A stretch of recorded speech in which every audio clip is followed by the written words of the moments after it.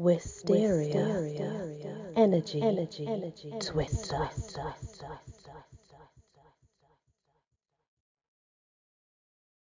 Hello everyone, welcome back to Poems of Dreams. We're going to start this episode with pearls. Margaritae significant lacrimarum flumen. Pearls signify a torrent of tears. Sayest thou, on her dishevelled hairs, fair pearls in order set? Believe, young man, all those were tears, by wretched wooers sent, in mournful hyacinth and rue, that figure discontent, which, when not warned by her view, by cold neglect each one, congealed to pearl and stone, which precious spoils upon her she wears as trophies of her honour. Ah, then consider what all this implies. She that will wear thy tears would wear thine eyes. See these pearls that long have slept. These were tears by Naiada wept. For the loss of Marinelle, tritons in the silver shell, treasured them till hard and white as the teeth of amphitrite. Interesting. The next is phantoms. To dream of phantoms means silently you are flitting around. There's a foreboding and an evil approaching. I'm not sure what it means to dream of phantoms now, but that's what it was in 1855. We meet, as men, see phantoms in a dream, which glide and sigh and sign, and move their lips, but make no sound, or, if they utter voice, 'tis but a low and undistinguished moaning, which has nor word nor sense of uttered sound. They shall be told, ere Babylon was dust, the Magus Zoroaster, my dead child, met his own image walking in the garden. That apparition, soul of men, he saw. For know, there are two worlds of life and death. One, that which thou beholdest, but the other is underneath the grave, where do inhabit the shadows of all forms that thing can live, till death unite them and they part no more. Dreams and the light imaginings of men, and all the faith creates or love desires, terrible, strange, sublime, and beauteous shapes. There thou art, and dost hang, arriving shade, mid whirlwind people mountains. All the gods are there, and all the powers of nameless worlds, vast, sceptred phantoms, heroes, men, and beasts, and Demogorgon, a tremendous gloom. The vision that before her shone through all the maze of blood and storm is fled. 'Twas but a phantom form, one of those passing rainbow dreams, half light, half shade, which fancy beams paint on the fleeting mists that roll in trance or slumber round the soul. And now we shall move on to rain. To dream of rain is destruction in love. These weeping skies, they weep so much that I weep too, and everything like Mary's eyes, around, above, below, looks blue. Such days as these will never do. My muse can never soar again. Her wings are wetted through and through. She tries to fly, but all in vain. Oh, skies that weep so much will kill the muses and their servant, love. Their home is on the sunny hill, where naught is blue, but heaven above.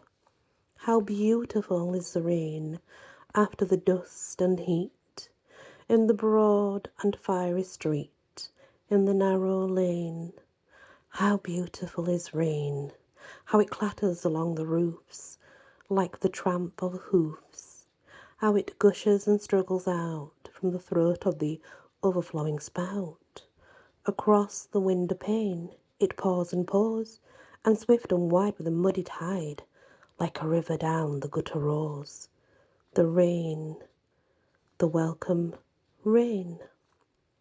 Rainbow is next. To dream of a rainbow is a promise, and it can also mean an omen to watch. Be careful of your money. Watch what you're doing with your money. So it kind of depends what else is in the dream to what a rainbow means. Triumphal arch that fills to the sky when storms prepare to part. I ask not proud philosophy to teach me what thou art, for faithful to its sacred page, heaven still rebuilds thy span, nor lets the type grow dim with age that first spoke peace to man. Look upon the rainbow and praise him that made it. Very beautiful it is in the brightness thereof, and the hands of the Most High have bended it. Where shall we seek a symbol for the fair soul of that woman who suffers much, yet ever looks up to God, who, however she may weep and bleed within, ever appears calm and smiling to the world, and who can neither be agitated nor darkened by the storms of life? Where but in heaven there bends the rainbow, the clouds and winds break it not, it beneath ever in the light of its sun. Its drops become beautiful hues, and it reposes in heaven as the gleaming morning dew of a lovely day. Next, we move on to seashells. To dream of seashells is a journey beyond the sea, a long journey, or it's possibly a reminder of things that have long passed or returning into your life, which may be a good thing or a bad thing. Of pearly hue within, and they that lustre have imbibed in the sun's palace porch, where, when unyoked, his chariot steel wheel stands midway in the wave. Shake one, and it awakens. Then apply its polished lips to your attentive ear, and it remembers its august abodes, and murmurs as the ocean murmurs there. That poem's just about the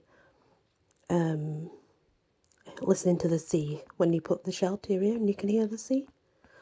The next one, Concha Willeris, where erst the sea waves gentle swell, in murmurs met my ear. The sorrows of the breathing shell I heard, and yet I bear. 'Twas melting Venus stored with sighs of love, this tender token, and never its sweet sympathies shall cease till it is broken. I dreamed last night you brought me shells, great shells of chocolate and pearl.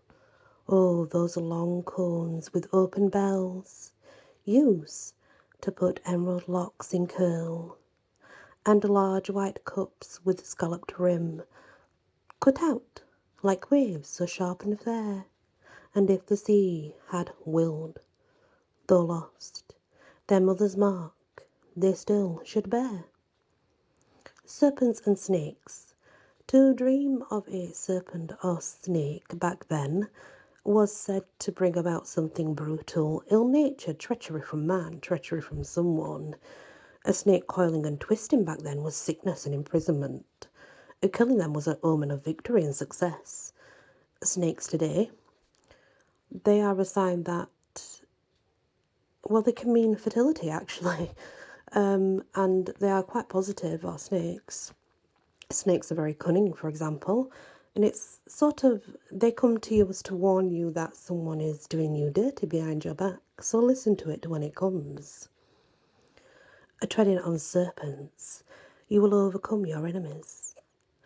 And in my day methought I went to search out what might there be found, and what the sweet bird's trouble meant, that thus lay fluttering on the ground. I went and peered and could descry no cause for a distressful cry, but yet for her dear lady's sake I stooped, methought, the dove to take. When lo, I saw a bridge, on the bridge a bright green snake, coiled around wings and neck, green as the herbs on which it couched. Close by the dove its head it crouched, and with the dove it heaves and stirs, swelling its neck, and she swivelled hers. I woke. It was the midnight hour, the clock was echoing in the tower. But, though my slumber was gone by, this dream it would not pass away. It seemed to live upon my eye, and thence I vowed, this self-same day, with music strong and saintly song, to wander through the forest bare, lest aught unholy linger right there. Well, that's interesting. Anyway, we're going to move on now to the next poem. And remember, it's not a bad sign to dream about snakes. It used to be, but it's not now. The next is tree. If you dream of a flourishing, vigorous tree, it's a sign of good fortune and happiness. If it's a tree that's lying on the ground, that's unloved and dead, then this is a sign of broken love or broken marriage, such things like that. The dream of the Odenwald. A tree stood in the Odenwald, with many a blooming bough, and there I had a true love once. Where is my true love now? A wild bird sat amid the flowers, from eve to early dawn. We sat beside the tree for hours, yet still the bird sang on. Still seated by the linden tree, beside the running stream. Oh, dearest, have I been by thee, or was it all a dream? And when again I sought the tree, upon the ground it lay. Another lover held thy hand, the dream had passed away. And here I stand in Switzerland, far from the bird and thee. Around me lies the drifting snow, and all is sad to see. Oh, it's quite sad, actually. The next is voices. So dreaming of voices that call out to you. It's about, well, back then it was about someone was willing to show you their trueness in love. The poem is, and as the noble Moringa slept by a garden wall, he dreamed that from the heaven above he heard an angel call, awake, awake, thou Moringa, and hasten for thy life, the very day so far away, for Knifen weds thy wife. The next poem. Voice after voice hath died away, once in my dwelling heard. Sweet household, name by name have changed to grief's forbidden word. From dreams of night on each I call, each of the far removed, and waken to my own wild cry, where are ye, my beloved?